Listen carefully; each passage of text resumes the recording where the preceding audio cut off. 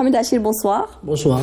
Vous êtes maître de conférence en sciences économiques à l'université de Tizi Ouzou. Merci d'avoir accepté notre invitation. C'est moi qui vous remercie. Aujourd'hui, le pouvoir d'achat est au cœur des préoccupations des Algériens et de l'État. Oui, tout à fait. Le pouvoir d'achat, maintenant, est une question d'actualité. Oui. Pas seulement peut-être en Algérie, mais dans tous les pays du monde. Parce que les conséquences d'abord de la crise sanitaire de la Covid-19 a pratiquement touché tous les pays du monde. Ça a déstabilisé les chaînes d'approvisionnement et les chaînes de valeur mondiales.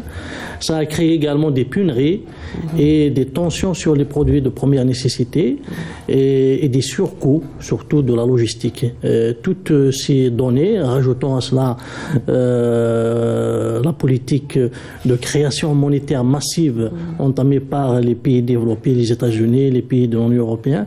Donc, ils ont augmenté la masse monétaire considérablement, ce qui a créé une inflation mondiale qui est une inflation durable. Et l'Algérie aussi subit l'inflation importée.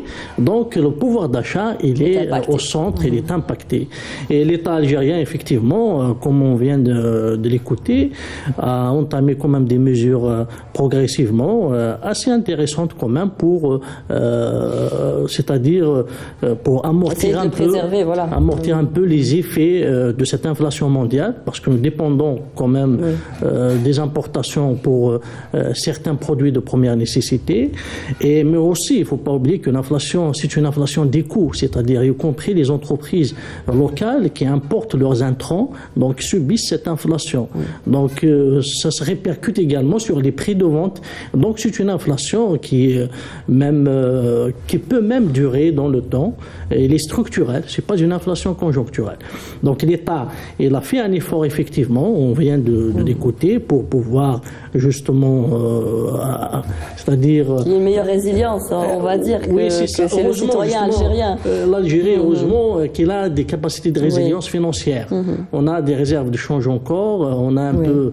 c'est une situation nous permettant quand même...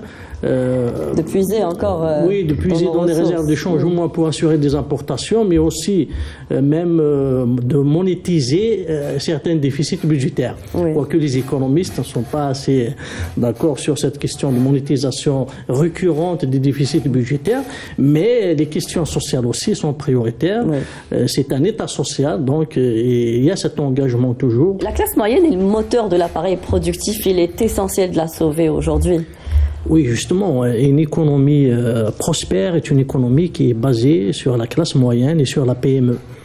Donc, il est impératif, justement, de préserver cette classe moyenne.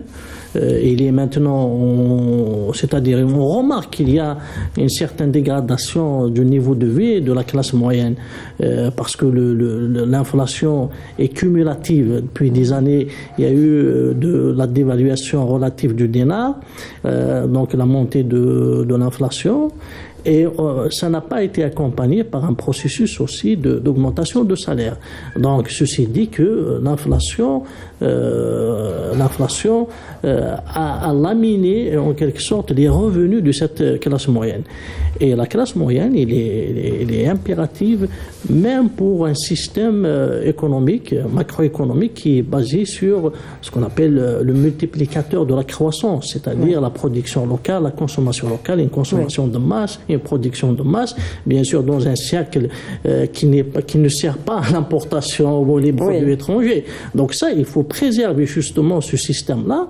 Il faut encourager même, c'est-à-dire la réhabilitation de franges de classe moyenne, mais il faut que la production accompagne aussi le niveau de consommation. C'est le point faible qui a été même relevé par le chef de l'État. C'est le problème de l'offre en avant, c'est-à-dire l'offre en Algérie et l'offre hors, bien sûr, hydrocarbures qui pose problème. Donc il faut arriver à créer la richesse, créer des millions de PME et répartir équitablement les revenus de façon justement, parce que la classe moyenne est protégée aussi par une répartition équitable des revenus. Donc c'est ça qui va créer un moteur de croissance économique qui est basé sur le multiplicateur de croissance, c'est-à-dire production de masse, consommation de masse. Et aujourd'hui, c'est vrai, il y a maintenant une revalorisation relative un peu des revenus, surtout avec la dépense fiscale, notamment la suppression, enfin la réduction de l'ERG, la révision de l'ERG, mais il faut accompagner ça, et puis, parce que je crois que maintenant, augmenter les salaires, c'est plus important que les augmentations sur le plan économique, que les augmentations que nous avons connues au début 2010, comme ça. Vous savez que ces augmentations ont servi beaucoup plus de l'importation, parce qu'on était en pleine économie de bazar, on importait tout et de n'importe quoi. Mais maintenant, quand même, on a une certaine production locale aussi. Hein. Donc, il y a eu quand même une maîtrise, une maîtrise de commerce extérieur, relativement de commerce extérieur sur certains produits. Donc, on a filtré un peu les importations. Donc, pour encourager même la consommation de la production locale, parce que une PME algérienne a besoin d'écouler ses produits, donc elle a besoin des consommateurs et du pouvoir d'achat. Donc c'est ça, c'est dans cette politique intégrée, c'est-à-dire il faut avoir une vision intégrée de la croissance économique qui va créer un cercle justement vertueux de croissance et d'amélioration du pouvoir d'achat et de la classe moyenne. Il faut une réforme fiscale globale et même, je dirais, radicale, hein, c'est-à-dire parce que on est dans une sorte de dilemme. Les entreprises disent que la charge fiscale est très importante, la pression fiscale, etc. L'ERG est plus important que l'IBS en termes aussi de recettes. Ils ne peuvent pas supporter les augmentations salariales aussi, donc, parce qu'il y a eu une crise. Donc, effectivement. Donc, il y a tout à revoir dans le système fiscal algérien. D'abord, élargir l'assiette fiscale, mais aussi il faut une fiscalité intelligente, une fiscalité qui va encourager davantage le recouvrement de cette fiscalité. Il y a des pays qui sont développés maintenant qui parlent carrément du cadastre fiscal. Du cadastre fiscal. Oui. Chez nous, on n'a même pas encore le cadastre. Donc, c'est ça. Parce que la contrainte budgétaire est très importante. Hein. Moi, je suis... bien sûr, il faut revaloriser les salaires, le pouvoir d'achat, etc. Je suis fonctionnaire. Je sens moi aussi cette question de pouvoir d'achat. Mais si on rentre dans la réalité des chiffres aussi. Vous savez que la masse salariale de la fonction publique, qui est de 3300 milliards de dinars, si on rajoute 1942 milliards de dinars de transferts sociaux, ça nous fait 5300 milliards de dinars. Vous savez que les recettes fiscales ordinaires sont de combien? Ils sont de 3000, les prévisions pour 2022 sont de 3579 dinars. Donc nous avons un déficit, on ne peut, avec la fiscalité ordinaire, on ne peut pas arriver même pas à faire face aux dépenses des salaires des fonctionnaires et aux transferts sociaux. Même avec le prix du baril qui a augmenté. Maintenant, le baril, on ne décide pas du prix du baril. Ça donc maintenant, si le baril augmente, espérons, il n'y a pas de souci. Mais est-ce qu'on ça ne suffit pas encore à combler le déficit. C'est notre politique budgétaire. On veut sortir de cette politique. Il faut sortir justement de cette logique de rentière, mais réformer la fiscalité ordinaire. Le recouvrement aussi, le taux de recouvrement est très faible. Et c'est les autorités, enfin les pouvoirs publics. Lorsqu'on dit que 50% de l'économie est informelle, ceci dit qu'il y a 50% de fiscalité aussi qui échappe au trésor public. Et là, l'ERG, c'est l'impôt à la source, donc... Il est plus facile à... Nous avons introduit... Il y a toujours problème bureaucratique. Dans la LFC, la loi de finances complémentaire de 2020. Ça fait 2 ans. Et qu'est-ce qu'on a comme résultat sur l'impôt sur la fortune? Et ça n'a pas suivi réellement d'un effort de numérisation, de réforme. Même visiblement... Il faut avoir accès à l'information. Hein. Vous faites bien de rappeler la numérisation et tout. Il faut déjà avoir les données. Le travail, je crois, est en train de se faire au niveau du ministère des Finances pour passer à une logique plus économique. qu'administrative dans la gestion budgétaire. Atteindre des objectifs par résultat. C'est très intéressant quand même de réformer surtout, et puis les finances publiques, et surtout dans les collectivités locales. Donc, et on voit que même les dotations maintenant des secteurs des ministères, des secteurs, ils sont distribués dès janvier, donc, et la clôture doit se faire à la fin de l'année, donc il n'y a pas de rallonge, etc. Donc tout ça, ça va améliorer quand même l'efficacité de la dépense, comme vous dites, et l'efficacité de la dépense, que ce soit du budget de fonctionnement et d'équipement, parce que le plus important aussi, il est dans l'équipement. Lorsque nous avons des projets souffrants, 10 ans, 15 ans, un projet de milliers, de centaines de milliards sur le terrain, des budgets d'équipement qui doublent l'AP, l'autorisation de programme. Il commence avec 30 et il passe à 60. C'est indémissible quand même. On peut admettre 20% peut-être, mais des avenants qui dépassent les 100% de l'autorisation du programme, vraiment c'est... Donc dans l'équipement, parce que on a dépensé beaucoup dans l'investissement et l'équipement public. C'est combien de milliards, de centaines de milliards de dinars qu'on dépense annuellement. D'ailleurs, même pour la loi de finances pour 2020, on a inscrit, je crois, 3500 milliards de dinars de crédit de paiement pour l'équipement. Mais voilà, mais l'efficacité pose problème dans ces projets. Donc c'est un tout aussi. Hein, parmi les informations aussi qui ont été données parmi les annonces faites par le président de la République aussi, c'est cette constitution vers fin mai prochain d'une commission nationale qui sera chargée de la révision des subventions publiques. On en parle de plus en plus, la question se précise, en vue de passer des subventions généralisées vers des subventions orientées aux véritables bénéficiaires, bien sûr avec l'ensemble de l'association de l'ensemble des parties prenantes. Est-ce qu'aujourd'hui on peut aller réellement vers des subventions ciblées? Est-ce qu'il serait facile de le faire aujourd'hui, puisqu'on parle beaucoup, encore une fois, de cette manque d'information, de visibilité, d'information? Comment aboutir à ce résultat? Déjà, les 1942 milliards de dinars de transferts sociaux. Et dans les 1942 milliards de dinars, on a 400 milliards de dinars pour les produits de première nécessité, etc.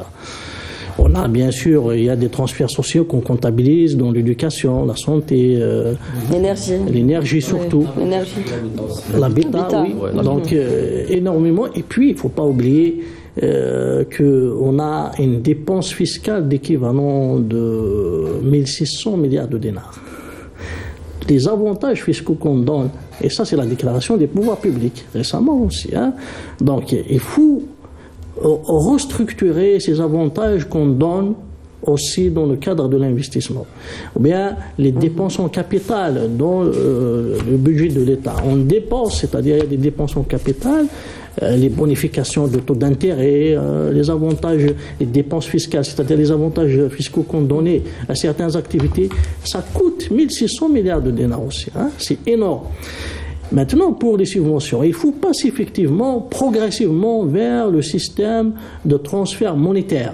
C'est-à-dire qu'on continuer à subventionner directement des produits et puis subir la contrebande, subir le gaspillage, subir aussi l'inéquitabilité aussi, hein, parce que lorsque c'est tout le monde qui en profite de la subvention des produits de première nécessité. Plus pour les riches, on va dire, que pour les plus vulnérables. Riches, ceux qui touchaient 200 000 dinars de revenus, achètent même le lait de 25 dinars, la semoule de 1000 dinars, etc. Donc, il faut y aller vers... C'est-à-dire remettre aujourd'hui presque un salaire aux populations vulnérables. Justement, c'est l'approche et la démarche qu'il faut entamer.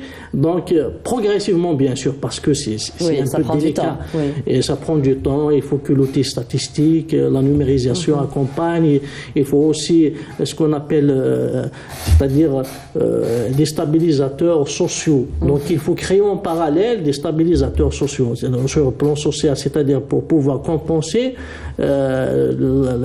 ou bien éventuellement corriger les failles de la réforme pour ne pas risquer, bien sûr, des tensions sociales. Donc, tout ça doit se faire. Mais, pour ma part, l'énergie, par exemple, il faut commencer. Parce que même si c'est irrationnel, il faut 140 € pour faire le plein dans un pays européen, alors que chez nous, il faut 1800 dinars. Donc c'est la quand différence est importante. Elle est très importante. Mais est-ce que ça revient au coût local aussi, hein, c'est au coût de la production? Oui. Non, le carburant. Parce qu'il faut calculer sur le coût international ou sur le coût local? 160 € sur un salaire de 2000 €. Oui. C'est 1800 dinars sur un salaire de 40 000 dinars. Il n'y a pas de souci. Et puis c'est le coût de production, non? Je termine. Il n'y a pas de souci. On peut faire la comparaison en PPA, parité de pouvoir d'achat. Il n'y a pas de souci, mais nous voulons faire la transition énergétique. Donc nous ne devons pas encourager le gaspillage énergétique aussi. Et il faut rationaliser la consommation de l'énergie. Il faut arriver à mettre des cartes et donner des forfaits pour des agriculteurs, pour des fonctionnaires, etc. Et c'est pas tout le monde qui va en profiter. Et encore, si on parle même d'égalité territoriale aussi, là où il y a 2 millions de voitures, la wilaya qui a 2 millions de voitures profite plus que la wilaya d'Élysée ou la wilaya du Sud qui n'a pas 10 000 voitures. Donc il faut un effort justement de justice sociale. Nous sommes un État social. Et l'énergie, c'est une question de transition énergétique. On ne doit pas être des énergivores comme ça, on consomme et puis on gaspille, alors que les pays européens actuellement, ils sont en pleine crise énergétique. Et sinon, on peut être consommateur et producteur si on devait aller vers la transition énergétique. On consomme 50% de notre production de gaz. Déjà, on est arrivé à 50%. Et là, j'ai augmenté chaque année d'environ 1 million de personnes. Donc, c'est des besoins énergétiques énormes. Et d'ici 2030, on a un parc de 6 millions de voitures, donc 6 millions qui en profitent. C'est-à-dire, c'est pas le principe de transfert social qu'on va supprimer, non. Mais c'est la restructuration et la réallocation de ce transfert social qu'il faut faire. Et la démarche doit être globale, et doit être progressive, et doit être aussi accompagnée par des mesures de stabilisation sociale. C'est-à-dire, le front social, il faut le protéger. Et au préalable, il faut absolument un consensus national. De toute façon, ce qui touche directement le citoyen, les produits de première nécessité, on est dans les 400 milliards de dinars. J'allais demander justement les chiffres. Il y a énormément de transferts, de subventions qu'il faut restructurer, qu'il faut réallouer autrement. Parce que vous savez que ce que coûtent les ouvriers universitaires aussi, c'est énorme. Ça fait partie aussi. Et puisque c'est tous les étudiants qui en profitent. Non. On voit des bus qui circulent vite. On voit aussi des cités universitaires quasiment vides. Mais les budgets sont consommés aussi. On revoit la réforme du budget viendra pour essayer de réguler tout ça. On subventionne l'eau, même pour les unités industrielles. Oui. C'est là qu'on parle de ciblage. L'eau est rare maintenant, c'est-à-dire on ne doit pas se permettre de gaspillage d'eau. Et l'électricité, pour un hôtel qui a des nuitées de 8 000 dinars ou de 15 000 dinars, on lui subventionne aussi. Donc il faut restructurer ces subventions comme aussi la dépense fiscale aussi, c'est-à-dire les avantages fiscaux. Il faut les restructurer également et il faut les cibler de façon à rationaliser. Il faut une démarche de rationalisation efficace, c'est-à-dire il faut plutôt voir l'impact de ce transfert. C'est pas si généralisé, on donne à tout le monde, etc. L'égalitarisme.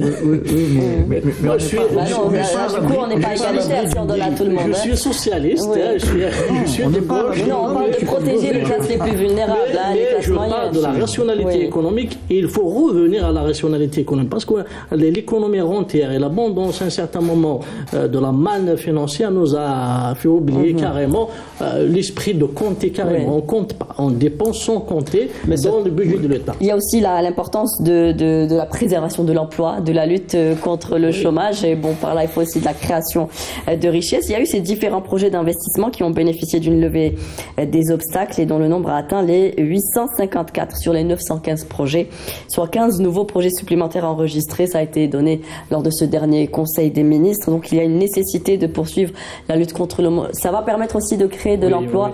Et puis on voit aussi derrière toutes les entraves aussi liées à l'investissement qui devraient être régulées par le nouveau code sur l'investissement qui devrait bientôt être ça a donné quand même des bons signes de reprise au moins de croissance productive, c'est-à-dire à travers les entreprises hors investissement public. Donc le déblocage de ces projets, donc ça nous renseigne quand même d'une certaine volonté politique, quand même d'en haut, et parce que ce n'est pas facile.